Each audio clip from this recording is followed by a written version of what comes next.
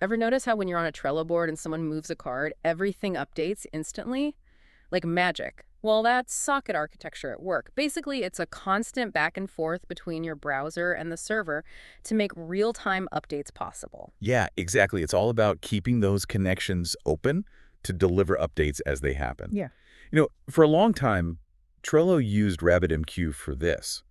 But as they grew, they started to hit some limitations. And that's where Kafka comes in, right? Huh. This deep dive is all about how and why Trello made the switch from RabbitMQ to Kafka for their socket architecture.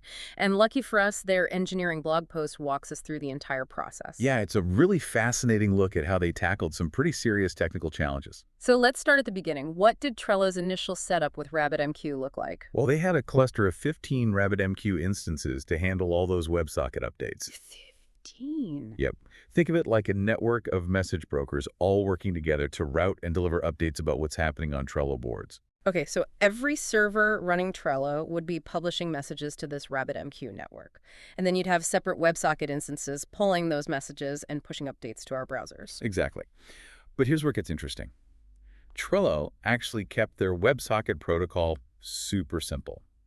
It was designed to only support subscribe and unsubscribe commands for specific Trello models, like boards, members, organizations, cards, that sort of thing. Yeah, so instead of broadcasting every single change to everyone, they had a more targeted approach. Users would subscribe to specific objects to make sure they only got updates that were relevant to them. Sure. Smart, but I bet managing that at scale with RabbitMQ came with its own set of challenges. Yeah, you're right. To deal with the sheer volume of messages, Trello used sharding. Basically, they divided the workload across 16 partitions, with each partition handling messages related to specific Trello object IDs. 16 partitions. Yep. So that helped distribute the load, but also made it more complicated to keep the data consistent across all those shards. It seems like a constant balancing act, right? Trying to optimize for performance and scale without sacrificing reliability or data integrity. Absolutely. And this is where they started running into some of the limitations of RabbitMQ. One of the biggest issues was how it handled network partitions and cluster interruptions. These disruptions could lead to what's called split-brain scenarios, where different parts of the RabbitMQ cluster end up with conflicting information, which, as you can imagine, can cause all sorts of problems. So, like, if a part of the network went down, it could lead to data loss or inconsistencies. Exactly. In the worst-case scenario, the entire cluster could fail, and Trello would have to drop all the socket connections and force everyone to reconnect. Not exactly ideal for a smooth real-time experience. Definitely not. Were there any other performance bottlenecks they were dealing with? Well, RabbitMQ wasn't exactly known for its speed when it came to creating and destroying queues and bindings. Remember how we talked about subscribing and unsubscribing to specific Trello objects? Yeah. Well, imagine a sudden surge of those commands, like when a new popular board is created and everyone wants to subscribe to its updates. That kind of activity could really put a strain on the system, especially during reconnect storms after an outage. I can see how that would be a major problem. Sounds like they were constantly fighting an uphill battle against these limitations. They did try some workarounds, like introducing a bit of delay or jitter to manage disconnects. But those network partitions were always a looming threat, a constant source of anxiety for their engineering team. So they knew they had to explore other options. The blog post mentions they looked at SNS plus SQS, Kinesis, even Redis streams. What were they looking for in a replacement? Well, they needed something that was really robust when it came to failover. Guaranteed in-order message delivery was crucial. And of course, they needed something that could scale to handle Trello's massive user base. Low latency was also important for that real-time experience. Sounds like they were really hoping Redis streams would mature enough to be a viable option. Yeah, it shows how technology is always evolving.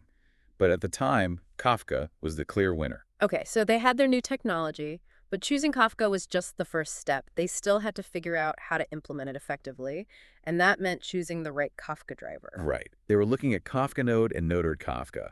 Both had their pros and cons. It was a tough choice. But in the end, they went with Node Kafka. Even though it was a wrapper around a C++ library, what made them go with Node Kafka? It all came down to reliability and those failover capabilities. They needed a driver that could handle interruptions seamlessly and ensure message delivery even if there were network hiccups. Okay, so they had Kafka, they had their driver. But how did they actually integrate it into their existing architecture? I'm really curious to hear how they made the transition and what kind of results they saw. So they've got this powerful messaging system, Kafka. known for being like super robust and scalable. But how did they actually make it work? Their setup before was pretty complicated. With all those shards and WebSocket instances, did they have to re-architect everything for Kafka? Yeah. Well, they went with what they call a master client architecture. Okay. Pretty elegant, actually. So instead of having all those WebSocket instances pulling messages directly from Kafka, they introduced a central, like a master component. A master. Yeah, and this master subscribes to the whole stream of updates coming from Kafka. So it's kind of like a central hub, getting all the updates and then figuring out where they need to go. Exactly. Filters and distributes updates to the right clients based on their, subscriptions. Like a traffic controller, making sure everything gets to the right place, smoothly and efficiently. Makes sense. Seems simpler than having all those individual WebSocket instances fighting for resources. Right. But doesn't that put a ton of pressure on this master component? It's handling all of the updates for potentially millions of users. Right, yeah. That's a trade-off they talk about in the blog post. This master component can become a bottleneck. Needs powerful hardware to handle the load, but the beauty of it is that it makes scaling so much easier. Need more capacity, just upgrade the master to a beefier machine. Oh, I see. Way more straightforward than managing a complex cluster. So trading off some hardware costs for a simpler architecture and easier scaling seems like a good move at their scale. What about those clients, though? In this new setup, what do they do? Still crucial.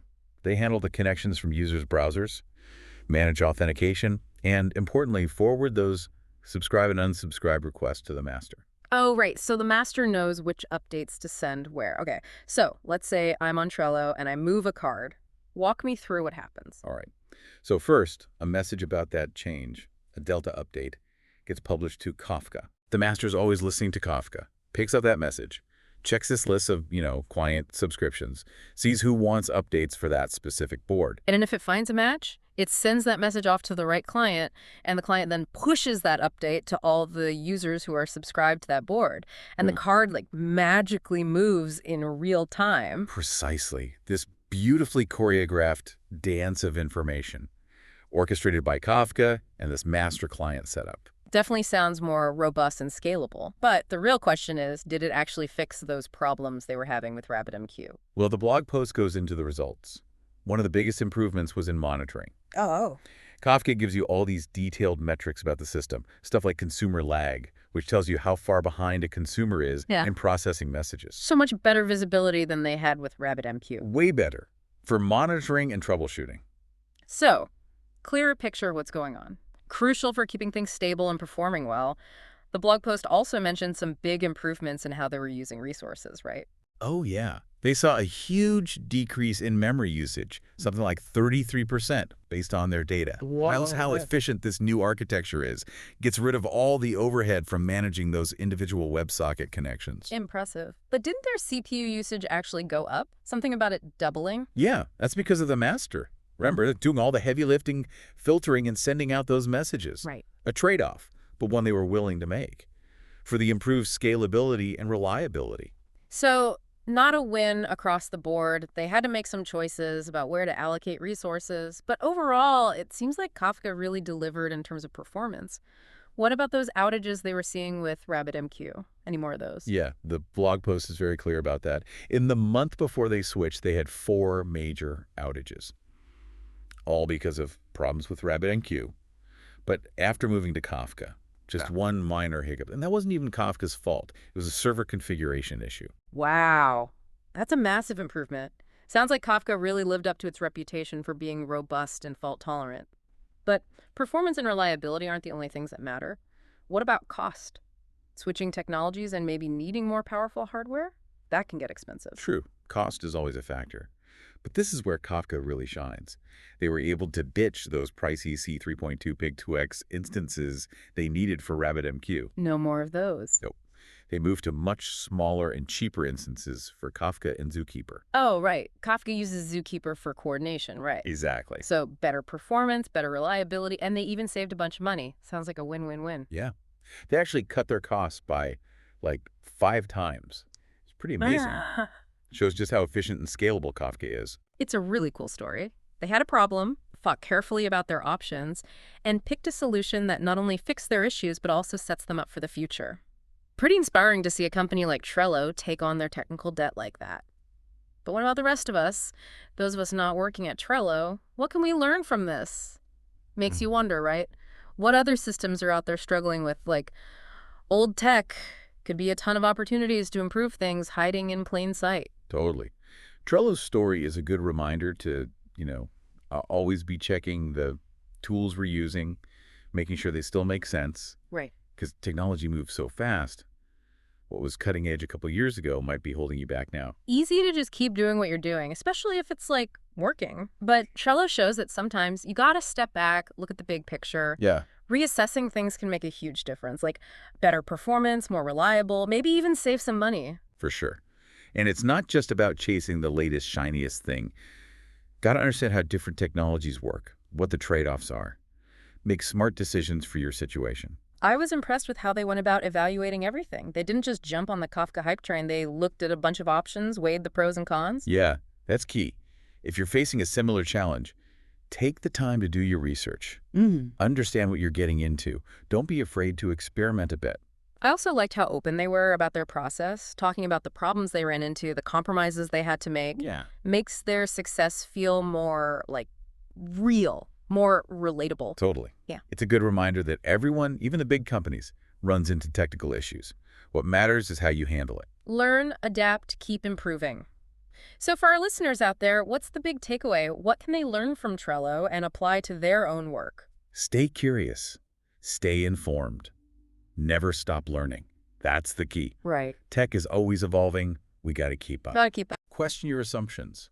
Explore new things. Push the boundaries. Push the boundaries. That's what the deep dive is all about. Trello's journey from RabbitMQ to Kafka is a perfect example of how powerful continuous improvement can be. Yep. It's a story about problem solving, innovating, and, in the end, making things better for users. Couldn't have said it better myself. And hey, maybe your deep dive into something new will be the next success story we cover.